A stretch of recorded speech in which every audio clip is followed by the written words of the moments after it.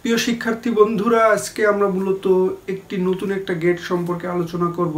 তোমরা অনেকেই জানো এই গেট সম্পর্কে, তারপরেও আমি একটু আলোচনা করতেছি আমার মতো যেন সহজে তোমরা বুঝতে পারো।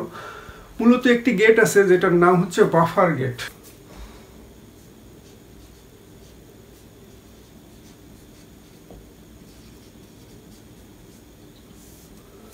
মূলত নাম হলো বাফার গেট, অর্থাৎ আমি সহজ ভাষায় বলতে গেলে আমার নিজের মতো করে বলতেছি, অর্থাৎ তুমি যা ইনপুট দিবা এই গেটের আউটপুট সেটাই হবে। অর্থাৎ তুমি ইনপুট যদি সত্য দাও অর্থাৎ 1 দাও, আউটপুটও সত্য আসবে এবং 1 আসবে। আর ইনপুটে যদি তুমি মিথ্যা দাও অর্থাৎ 0 দাও, আউটপুটেও মিথ্যা আসবে।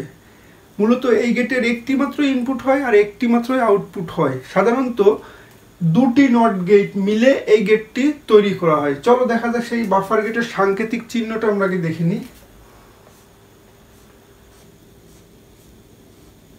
সো মূলত দুটো নট গেটের সমন্বয়ে তৈরি হচ্ছে এই বাফার গেট। সো আমি এখানে যদি ইনপুট দিই, সো ইনপুটটা নট গেটের এখানে আসবে, বার আসবে, আবার এই ইনপুটটা নট গেটের এই পাশে যে ধরো এক সমীকরণের এ আসবে। অর্থাৎ দুটি ইনপুট মিলেই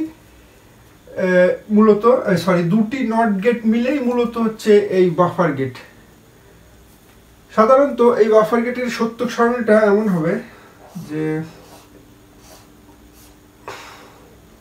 এটা হচ্ছে ইনপুট, এটা আউটপুট।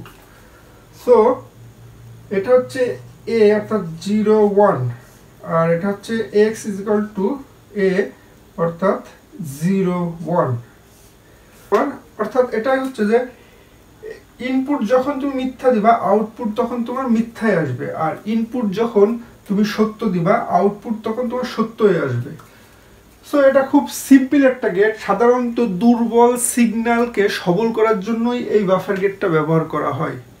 সো আশা করা যায় বন্ধুরা তোমরা এই বাফার গেট সম্পর্কে বুঝতে পেরেছো। ধন্যবাদ সবাইকে।